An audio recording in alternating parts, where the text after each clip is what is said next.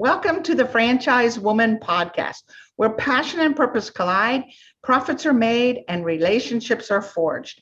I'm Rebecca Monet, CEO and Chief Scientist at Zoracle Profiles, along with my co-host, community advocate, speaker, author, and entrepreneur, Tracy Kawa. Our special guest today is Lauren Coulter. She's the CEO of Biscuit Belly. Lauren is a pharmacist turned restaurateur. After graduating pharmacy school, she and her husband, Chad, opened Louisville's first paint and sip business.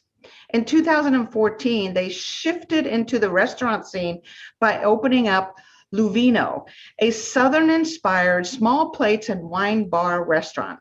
They grew Luvino to 5 locations in Louisville, Indianapolis, and Cincinnati before starting Biscuit Belly.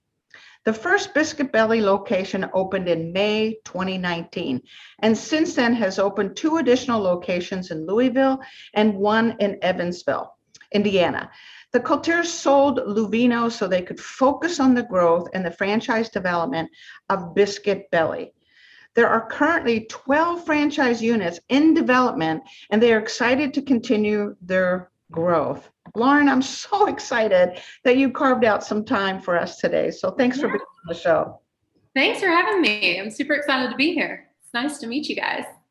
You too. Lauren, I commend you on the tremendous growth, so quickly of Biscuit Belly. That's really exciting.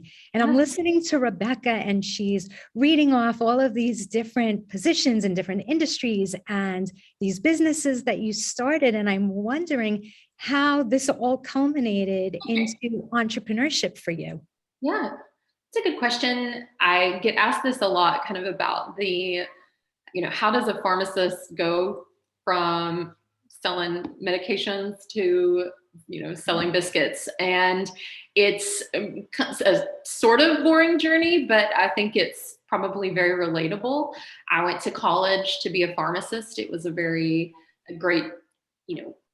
opportunity for women, especially. Mm-hmm. A job where you could work, have a family, potentially work part-time, and you still make decent money. And so it was just kind of not the easy route, because school was hard for me, but it was a very conventional route. And so my husband and I, we met through pharmacy world. We moved up to Louisville, Kentucky. And for the first time, I didn't have school, he didn't have residency. And we were just like, oh, we have all this time on our hands. What is happening? And so we decided to open up, at the time it was called Uptown Art. And it was just the first kind of paint and drink business. And I think from that time, one thing that I learned, it was very low cost of entry. I mean, everyone that I know has done this, or, men will tell me, oh, that's all over my wife's credit card, things like that. Mm-hmm. But one thing that I learned through owning Uptown Art is that people are thriving for experiences, and you can go anywhere and get good food, anywhere. You can go anywhere and, go see a movie, but people want unique experiences. Mm-hmm. And I think that's a lesson that we learned and have been able to push forward, especially at Biscuit Belly. We recognized Uptown Art to be kind of a fad and decided that we would sell it, and shifted then into this Luvino concept, small plates, big wines, we called it. Mm-hmm. It was just really fun, but our soft opening week was the first time that I'd ever really worked at a nice restaurant. I grew up working at this place called Guthrie's, a little chicken joint like that preceded Zaxby's. And so I got my quick and dirty work done then, but yeah, Luvino was the first time that it was ever anything elevated. And I would wash dishes or clean wine glasses. I remember we had no idea how busy it would be, and my job was just to clean wine glasses. And so it did well. We opened a second location, did well. We decided to expand a little bit outside of Louisville. So we grew it ultimately to 5 stores.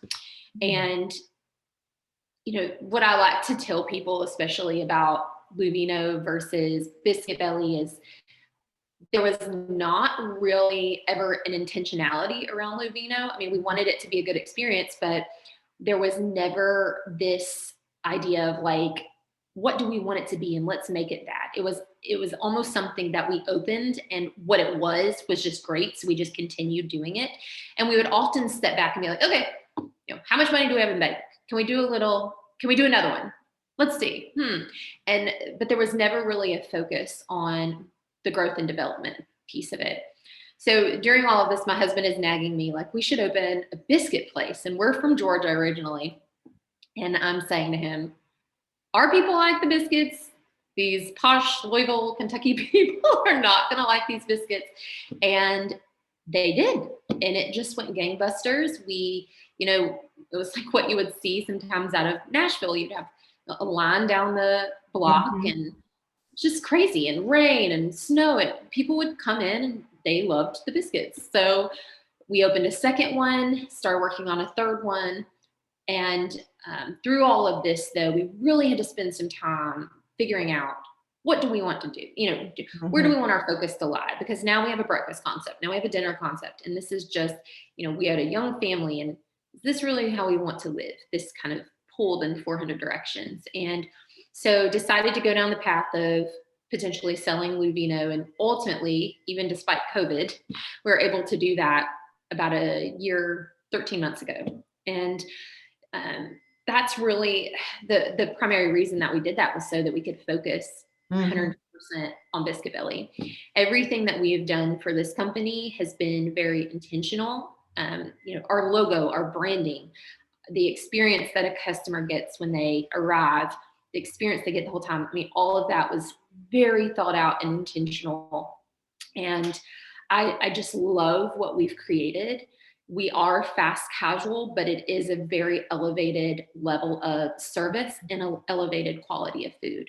So you come in, you order, you sit, but then you don't get up again. We bring you your, fancy espressos or whatever it is from a drink perspective. We bring out the food and then we clean up after you. Our table turns are usually, 20, 25 minutes. So food is coming out pretty quickly. And I think it's amazing that we can do all of that, especially given that we have an incredibly chef-driven menu, really combining unique flavors and just different ingredients, so that we really are giving a different level of, not fast food, but fast casual service. I'm getting hungry. I want you. I'm in Arkansas, Arkansas, so we would love your biscuits. So I know. I would love to find somebody in Arkansas, because we've got groups opening in Alabama. I have got some amazing interested parties in Mississippi. But we're trying to be incredibly smart and intentional about our footprint too. I mean, we're early stage franchisor, and we have seen people get in trouble, wanting to open one in Maine and one in California and one in Florida. And you can't do that and have good oversight and experience of operations. So which goes back to this intentionality. So I'm fascinated, Lauren, because as Tracy pointed out, you really are kind of an accidental entrepreneur. and when you did the art downtown and the Luvino, that seemed to be just kind of an idea, a passion maybe that you had, and it just kind of grew organically, purely because it was a fun, passionate kind of business. But you shifted from that to this intentionality, this clear, this is what we're going to create. It's going to be an operating system that others can step into and run, and we're going to keep consistency. It's going to be, more high end, but still fast casual. So tell me, go back further for me to what within you, was there a part of you think that was kind of a hidden entrepreneur? Did you have influences in your life in high school, college, parents, grandparents, aunts, uncles? what about your upbringing might have stimulated this part that says maybe there's more than, being a pharmacist or working a 9 to 5, or what possibly could have planted some seeds to create that? I think that's a really great question. And I think that I don't necessarily have that person or that experience that inspired the idea to go and take such risky measures. I mean, let's be honest. Mhm. I think if anything, I had the opposite experience. My parents got divorced when I was in high school, and my mother, who retired after working, 30 years at the same job, she was always very diligent with me about being cautious, careful and diligent with your money, and to get a job that you could depend on and count on. And that almost, this idea of really being able to take care of myself. And I appreciated that about her. And actually looking back on it, even my grandfather, who was also very, cognizant, aware of of money and very cautious, he did the same thing, his whole life. He was a preacher. And so he was a little preacher at little churches and, did some really cool things throughout his whole life. But I think that looking back on it, there were times when I would think, you're crazy. Like, I can't believe you've done this for 30 years. And my mom loved her job and loved the people that she worked with. But I don't know if it was, a passion of hers. And I think I'm 37 now, and I'm on the cusp of this generation that I think takes a lot of heat for being, trying to find purpose, I guess, behind their work, not just content, but feels like they should be more than just content. And for so long, I feel like we would get a bad rap for some of these things. But really, I think COVID has brought this out in so many more people, right? So many people, they're talking about this being the great, I forgot, the great resignation. Yeah. So people who are even older, are taking stock and are like, well, damn, like, if I'm just going to be sitting in front of a computer, am I doing what I want to be doing all the time? And so I've heard of really cool entrepreneur stories coming out of even the last 2 years. But so I would say that my passion is probably lies or came from this idea of not really wanting to do the same thing forever or feeling like forever. And also, we talk about this a lot because we're in healthcare, the lifespan now of people, and, retiring at 60, and then you can live for another 30 years. And like, what the heck am I going to do for 30 years? Like, I think that I'm always going to have something to do. Now, I think of pharmacy, I think having this really solid ground of, being grounded and this good work ethic has really helped me in this journey. I mean, people who think, oh, I just want to be an entrepreneur. Oh, I just want to go, and it cracks me up now when people are like, I'm thinking about franchising this little concept. And I'm like, Good luck with that. Keep thinking, boy. But I mean, there's a lot of work. And I just really believe to do it successfully, there has to be a real layer of intentionality and just dogged, nonstop, just work. This is not, it's not fun. It has fun elements, but I've never worked so hard in my life, And so I think that all of that kind of helped lay the groundwork for where I am now. And in our relationship, you actually said that I'm the CEO, and my husband is technically the CEO. And sorry, Chad. Yeah. Do you know what? He's like me. You can call us the trash men. We don't care like what we are called. But, this where the cool thing about what I do is that I'm really doing things that I'm good at. So even though I'm working harder than I've ever worked, that feeling of like, damn, I'm really good at this. That's a good feeling, That's a wonderful feeling. And that, I think, is what gives people fulfillment over dollars, over having the coolest place that they're working in. Our little office is a 2-bedroom, 2-bathroom apartment technically. But it does a great job for what it's doing. And I think too, just the wherewithal to surround myself with people who are a lot smarter than me, bringing on experts who know what they're doing, who we can trust, but also have that level of excitement and commitment in this company. It's just been like so cool to me. Empowering people, giving people the autonomy to Right. to thrive. I mean, our conference room every Wednesday when we have our little leadership meeting is full of people who, they've never really done this, but they are some of the hardest working, most eager and excited people on the planet. And just knowing that I have like a piece in their development. It's exciting. It's fulfilling. Yeah. Tracy, this reminds me so much of your passion about having people step into their true gift, because fulfillment really does come from that. And that's what Lauren has done. Yeah, I was thinking, Lauren, you're speaking our language, because we always talk about this zone of purpose, right? This zone of purpose. And when somebody's working in their zone of purpose, I mean, they can lose track of hours and, a day, because they're just enjoying what they're doing and they're finding so much fulfillment in it. Having said that, I noticed that everything that you've done from past to present has an element of, well, more so, the more recent has an element of intentionality.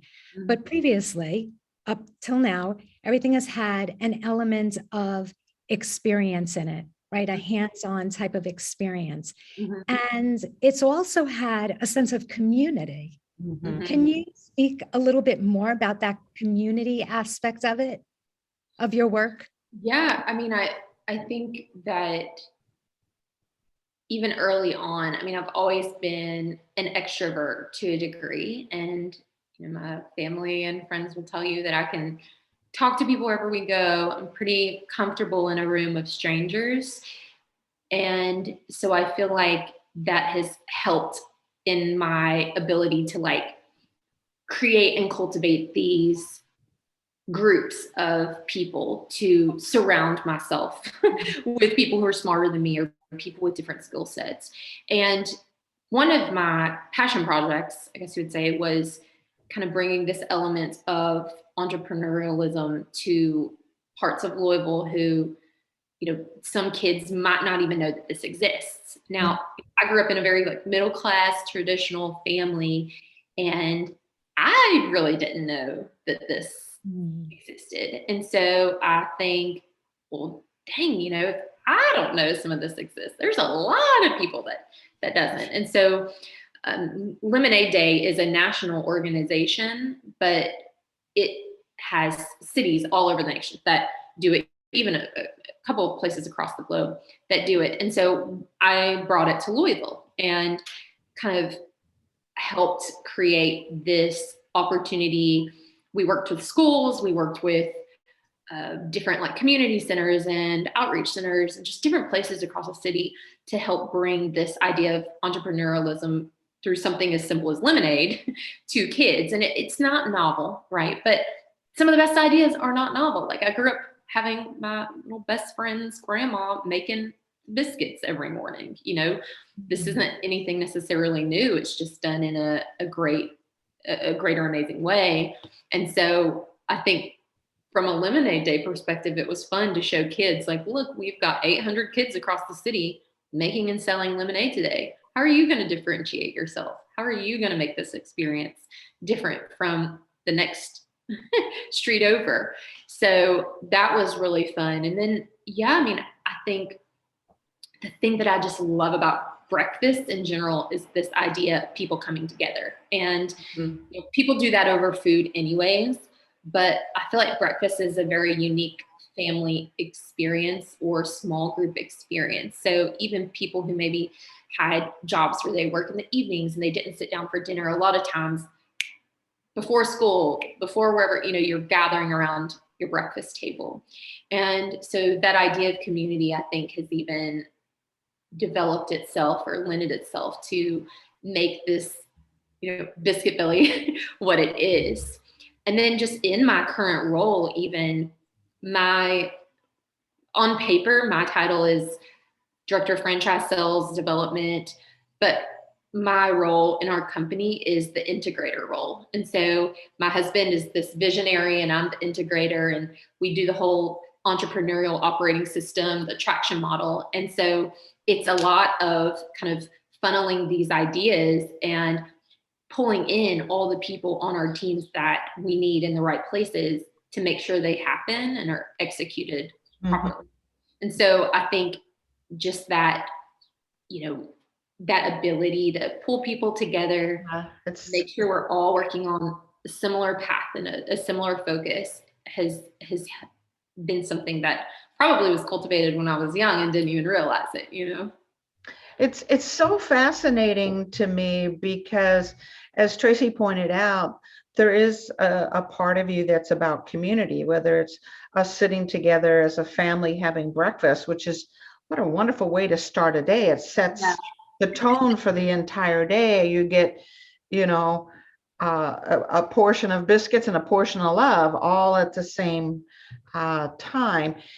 And but for you, community is also that team that you are building, this vital team, and each has a role that allows you to grow. But it's still about this togetherness or this sense of community or this sense of team, and watching that team develop and step into their true gifting also.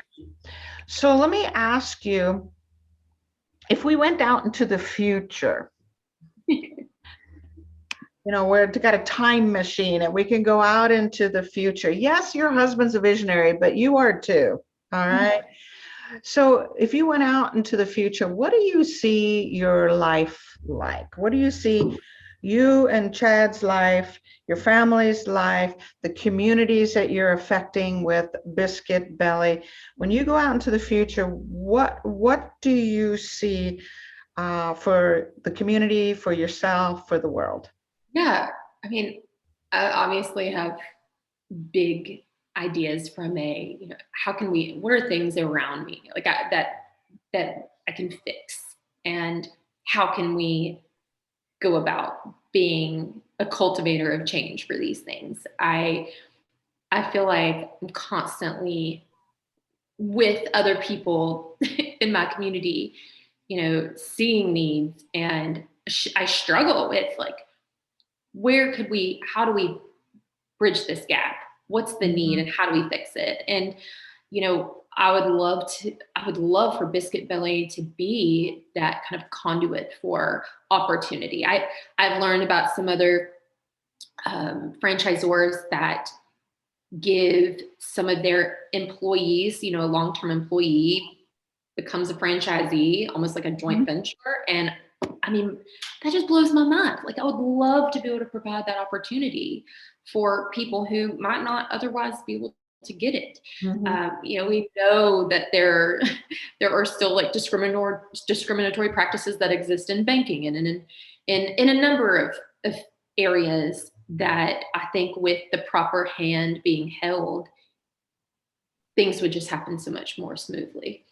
And so for sure, the opportunity to do just some real good in the world is always on the forefront of my mind.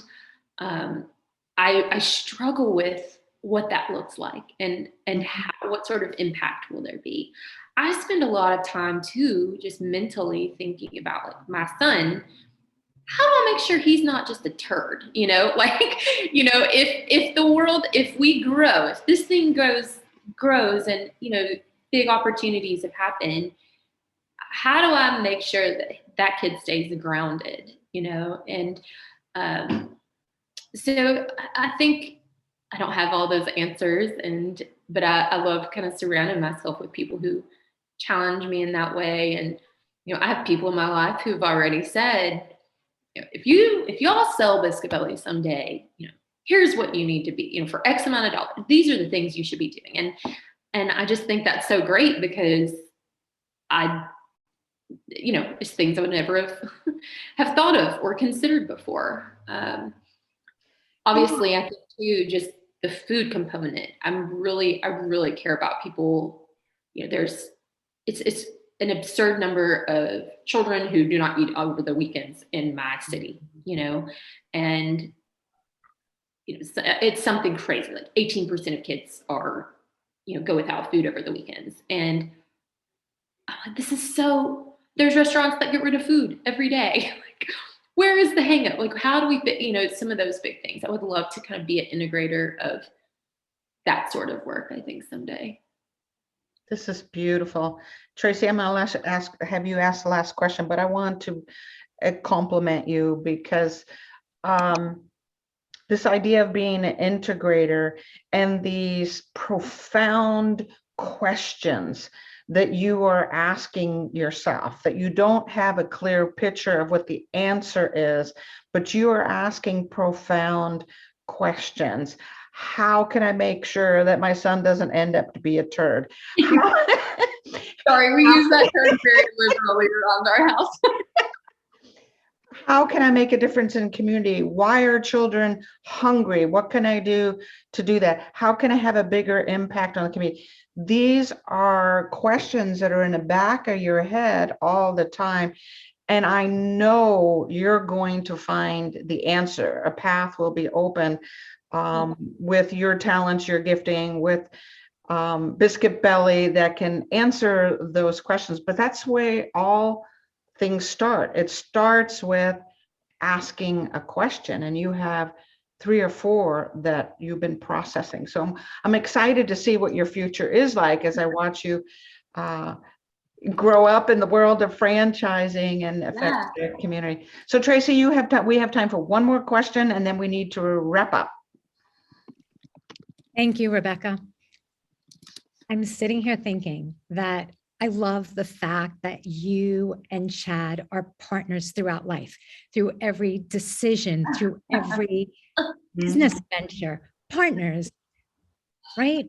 I mean, not everybody has that. So what would you say to the mom out there who needs to step back into the work world and maybe she's looking at, what do I do next? What's my next step? Or maybe she has a little nest egg stashed away and she can, open up like, hey, I love biscuits. Let me, find out about Biscuit Belly. I mean, I'm just curious, what kind of advice would you say to this mom, not only about entrepreneurship, but also about developing her own personal board of directors, so to speak? Yeah, that's a great question. And I love how you just phrased that, having your own board of directors. It would definitely be just around, I think that's number one, is surrounding yourself with people who will motivate, but also challenge you and help you see the pieces I think as a woman, and as a mom, especially, you tend to say, what's next for everybody around me? And then that's why I think so many women especially experience a bit of depression when their kids maybe go into school, because for the first time they're like, I have forgotten who I am. And so I think being intentional about constantly cultivating yourself is really, really important. So yeah, I love how you phrase that, and I'm going to steal it and use that and tell certain friends that they are now my board of directors. But yeah, and then I even just, challenge people. I know when I was at a job, people would talk about like, find a mentor. And I'm like, who the heck is I'm not just going to cold email some person and be like, hey, will you mentor me? But I think there are people who will raise their hand and say like, I would love to talk to someone, if people want somebody totally outside to bounce ideas off of and really somebody to ask you questions, because sometimes I think hearing questions from an outsider, it's like having a therapist. It's like, oh, I don't know. I don't know the answer, but let me think on that. I'm happy to always kind of do that for people. I had a couple people who helped me with that as well. But yeah, I mean, I just think asking the questions, and if you have a significant other, I would just say keeping the lines of communication incredibly open and honest. You don't want down the road to be resentful for something that you didn't do or didn't ask for, and we're going through something right now, learning about this kind of way to speak, what needs are going on unmet with every, in so many scenarios, I'm reacting, or I'm having this feeling because some need is going unmet. And so identifying what that is, it just really helps create this open communication. So I would say that's pretty cool as well. That's awesome. Oh my goodness. Lauren, we're going to have you back at some point, because this is getting quite profound and I wish we had more time.